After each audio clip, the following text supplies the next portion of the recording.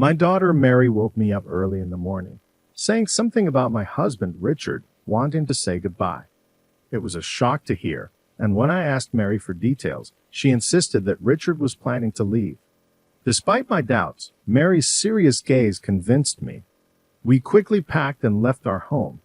I'm Jennifer Smith, living with Richard and our 5-year-old daughter Mary. I met Richard in college, married him right after graduating, and became a housewife. However, when Richard's job plans fell through, I had to work. After Mary's birth, I quit my job, thinking I could focus on raising her. But things weren't smooth due to Richard's job instability. Richard struggled to find stable employment, and our financial situation became uncertain. Despite holding his current job for 4 years, our stability was questionable. When Richard came home, he handed me the month's living expenses with a smile, but it was always $500, not enough for our growing family's needs. I often wished he could contribute more, but his low monthly pay of $1,500 made it challenging. Despite the financial strain, asking for more seemed harsh, especially when Richard's smiling face made it even harder. After expressing my desire for more money to cover expenses, Richard reacted intensely, questioning if I expected him to give even more. I had tried discussing our growing expenses since our daughter's birth, but Richard's anger flared up. Busy with child rearing, I hadn't considered his feelings. He suggested I find a better-paying job, dismissing my concerns. Richard, usually quiet and gentle to outsiders, played the traditionalist role at home. Any comment he disliked set him off, creating a bit of trauma for me. Now I walk on eggshells when talking to him. During one such moment, Mary, my little angel, comforted me, urging me to work hard. Despite working from home, money was tight, but Mary's support motivated me. One day after finishing work, Richard surprised Mary with a toy she had been wanting. It was the first time he had bought a toy for her, adding a moment of sweetness to our challenging days. When Mary showed the toy from her mom to her dad, his face turned pale. In a fit of anger, he snatched the toy and threw it at her, luckily missing her. Despite our heated exchange, our daughter cried uncontrollably, and my husband, aggravated further, moved towards her. Sensing danger, I shielded her as he raised his arm and swung it down. After this, he silently changed into casual clothes and left the house. I comforted Mary, who trembled in my arms, and later noticed a visible bruise. Although not severe enough for a hospital visit, I couldn't understand why Richard got so angry. Was it about the toy? The distrust lingered, and the fear of a repeat incident haunted me. After 2 hours, Richard returned, avoiding eye contact and heading straight to bed. Despite my apprehension, he fell asleep immediately, offering a brief moment of relief. Choosing to sleep in the living room with Mary, I was abruptly awakened the next morning by a loud noise. Richard had left for work. Memories of yesterday's events rushed through my mind, prompting an involuntary sigh. Beside me, Mary slept peacefully, and I gently stroked her head, hoping for a calm day. 3 months passed since the incident, and life had been smooth. Richard continued working hard, and I managed the house, Mary, and my remote job. Our routine mirrored the days before the upheaval. Got a cake from the popular pastry shop today. Try it, Mom, Richard exclaimed one day. Grateful, Mary thanked him, but he apologized for not getting one for her, promising to do so next time. Since that incident, Richard transformed, becoming more talkative in public, shedding his high and mighty demeanor at home, and treating me and Mary with kindness. Despite the positive changes, one concern lingered: the monthly expenses. Although his salary remained meager, he started giving me his entire paycheck, insisting it was the right thing to do as the breadwinner. I hesitated, saying we didn't need that much, but he argued that it was necessary to avoid embarrassment. Despite the changes, there's an off-putting feeling when people realize he's entirely different. At a moment, I felt indescribable unease. When Mary asked her dad to play, it had been a while. They headed to her room, and as Mary glanced back at me, her eyes seemed to plead for something. An hour later, Mary came to the living room, sharing that her father would be going on a business trip from tomorrow. Surprised I hadn't been informed, a departure from his usual practice. When I asked him about it, He mentioned it was sudden, far, and involved secrets. His inconsistent explanations left me uneasy, but I went to bed that night. The next day, a clattering noise from the living room woke me up. Peeking in, I saw my husband getting ready for a business trip. He was leaving early to start work as soon as he arrived. Being early is good, but it's only 5 o'clock and why so soon? I questioned. His response was, well, I'm just a low-ranking employee. I should be there earlier than others. Saying this, he swiftly left for his business trip. His behavior felt off, and something seemed amiss. Just as I pondered this, our daughter suddenly woke up and declared, "You should divorce Dad now." I unintentionally expressed surprise at her early morning statement. It was unexpected for a young child to wake up and suggest such a thing. Wondering why she said this, I asked for details. Mary explained, "He's planning to say bye-bye to you." Wait, bye-bye, is that true? I found it hard to believe that he would consider such a thing, but Mary's serious eyes stared straight into mine. Her gaze, more earnest than expected from a 5-year-old, made it difficult to dismiss her words. "All right, Mary, let's get ready right now," I said, and we quickly packed and left the house. A few days later, I received a frantic call from him. "Hey, where are you? I came back from my trip, and nobody's home. All your stuff's gone. What's going on? Welcome back. How was your trip? Must have been boring going all alone, huh? What are you talking about? No use playing dumb. I know the business trip was a lie. All your business trips were lies." "That's crazy. Why would I lie about a business trip? If you're so concerned, call the company. They'll set things straight. You'll see if I'm lying or if you're just paranoid." "Oh, really? Should I call them, huh? You think saying that will stop me from actually calling? Is that why you're being so bold? But the thing is, I'm certain you're lying because I already checked with the company. They told me you've taken a 3-day break and asked if I hadn't heard about it." He let out a small gasp on the other end. My husband, who left the house claiming it was for a business trip, had been spending nights in his car, switching locations to avoid being spotted. Surprised, huh? My husband probably didn't think I'd go that far. Sure, the old me would have just believed what he said about his business trips and wouldn't have thought to call his company to verify. But this time, it's different. All thanks to our daughter. Mary told me that your business trips were lies. What? Mary? No way. There's no way Mary would know that. You must have put that idea in her head, didn't you?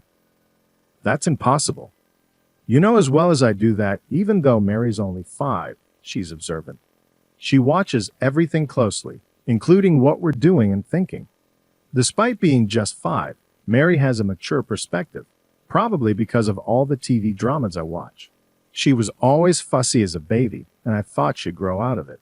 But with her, it lasted longer and was worse than I ever imagined. During those times, I'd often watch TV dramas while trying to soothe her. Even now, as she's gotten older, she continues to watch them habitually, from the latest shows to old ones, and even 2-hour mystery dramas. If she can't watch it all, she'll record it to watch later. Her love for dramas surprises me at times. Due to this, her way of thinking and speaking has naturally matured. As the head of the family, she once declared it's your job to protect us, and that you know what's best for the family. I affirmed that I am the head of the household, and know my family better than anyone. "Well then, you must know what I'm going to say next," I challenged. "Of course," he responded confidently. "In that case, I don't hesitate to say I'm going to divorce you." "What?" he exclaimed in strong opposition. "Why? What do you like about me?" "It's not about liking or disliking. I'm divorcing you to protect myself before you erase me."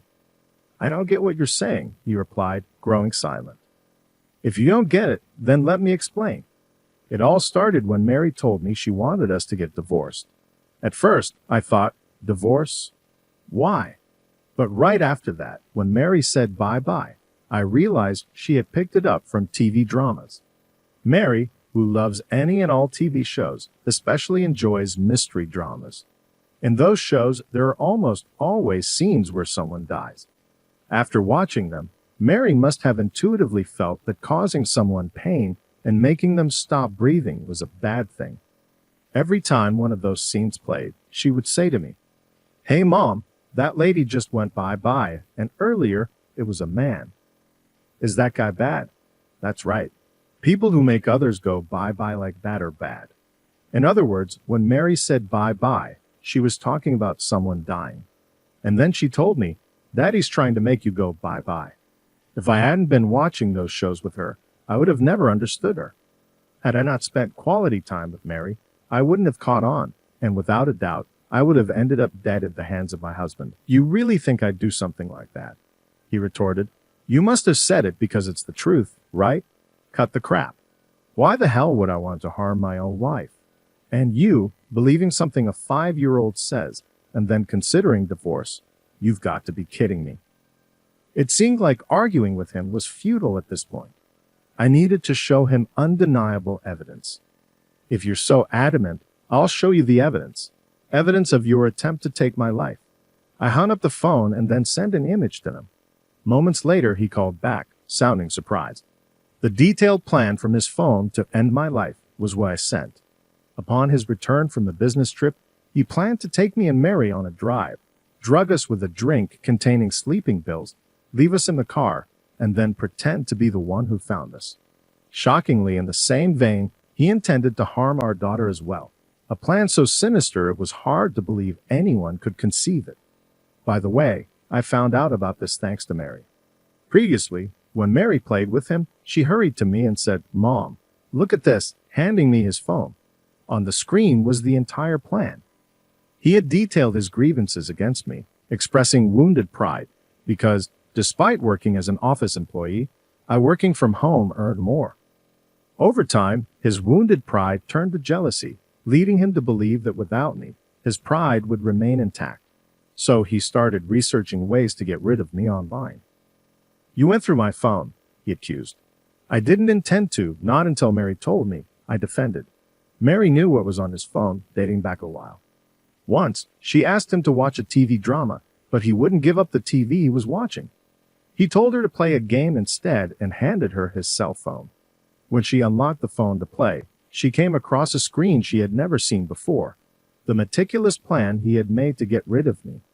That screen eerily resembled a plot from a TV drama she had watched. That's how Mary realized what he was planning. "You had no right to snoop," he argued. "How can you even say that? You realize what you were planning, right? I'm just glad I trusted Mary. If not, who knows where she and I would be now." He hung up without another word. Right after that, an email popped up on my cell. It read, "Don't think this is over. I've got plans too." 2 hours later, to my shock, my husband showed up at my parents' house. "I knew you'd be here. How did you know I was here?" he questioned. "I always knew you'd run back home. It's pretty obvious," I responded. Behind me, our daughter looked terrified. "Go to the back room," I instructed, and she nodded, heading to the back room. I never thought he'd come all the way to my parents, but now that he's here, I have no choice but to face him. "So, what brings you here? Surely you're not trying to take us back, are you?" "That's exactly why I'm here. We're a family after all. We should be together," he insisted. "You who's been threatening Mary and me? Give me a break," I retorted. The confrontation continued. "Don't worry about what happened before. I've changed. Let's live happily, just the three of us." "For you and Mary, it's definitely a lie," I observed, seeing it in his eyes. "I've told you before, I'm going to divorce you. I've already consulted a lawyer." "A lawyer, huh? Well, they mean nothing if I don't agree." "That might be true, but it won't come to that," I said, showing him something. "Isn't that the plan I recorded? What's the point in showing me that now? Trying to threaten me with it," he scoffed. "Even so, I ain't going to divorce you. I'm not as low as you to threaten you. If I did, people would think I'm just like you. What I did was tell the police everything, along with all the evidence." "The cops? Of course, you think I wouldn't do anything when my own husband's trying to kill me," I declared. Hearing about the police enraged him, and he lunged at me. I tried to shut the front door in haste, but he forced it open with his strength. "You think this is a joke?" he shouted, a completely different person than the mild-mannered husband I knew. In the face of his raging strength, I felt helpless. "Mama," I heard Mary's voice from behind. Looking back, I saw her trembling in fear, but still looking at us. She's so scared. It's okay, sweetie. Mama will protect you, I assured her, feeling a newfound strength. Maybe it's the power of a mother trying to protect her child. I tried with all my might to close the door, but his strength was beyond anything I imagined. I just can't anymore, I thought. It was then. What are you doing? At the same time as the voice, my husband was blown back, screaming in horror. Trying to make sense of what had just happened, I peek outside through a small gap in the front door. Jennifer, are you okay? Dad, just in the nick of time, my father appeared. Dad, why are you here? I thought you were on a business trip starting today. I forgot something at home, just came back to grab it. I felt a huge relief knowing he was here, even if it was just a coincidence. But what the heck is going on here? Oh, gulping in fear of my father's intense aura, my husband seemed to lose all strength in his legs and just collapse right there on the spot. And it's understandable. My dad stands tall at 6'3" and is built solid. Having practiced judo during his school days, even now, he keeps himself fit by hitting the gym regularly. He doesn't look a day over 60, and with his impressive physique, even the young and reckless would avoid messing with my dad. There's no way my husband could stand a chance against him. So, you're going to tell me why you're here and what you were planning to do to my daughter and granddaughter. Unable to bear the tension any longer, my husband tried to leave, tears streaming down his face. But in the next moment, several men grabbed him. Don't move. What the? Let go. Get off me. Struggling, my husband was subdued by several police officers and was taken away right then and there. That was close. By the way, what brought Richard here? My father inquired. He probably came to say one last extreme goodbye, I answered. Later, my husband, who was arrested, was sentenced to 10 years in prison for attempting to harm me and my daughter. During that time, my parents, my daughter, and I moved far away just to be on the safe side. I left all matters related to our divorce, child support, and property settlement to my lawyer, ensuring I didn't have to see my husband. Half a year later, I heard from my lawyer that my ex-husband was serving his sentence as a model inmate. However, after finishing his sentence, he's going to work offshore, which means he won't be leading a decent life for quite some time. On the other hand, I've been living happily in our new home with my daughter and parents. Mary, could you take this over to Grandpa and Grandma? Yeah, just be careful not to drop it. I'll be fine. These days, unlike before, our days are filled with laughter, free from stress. I sincerely hope these days last forever.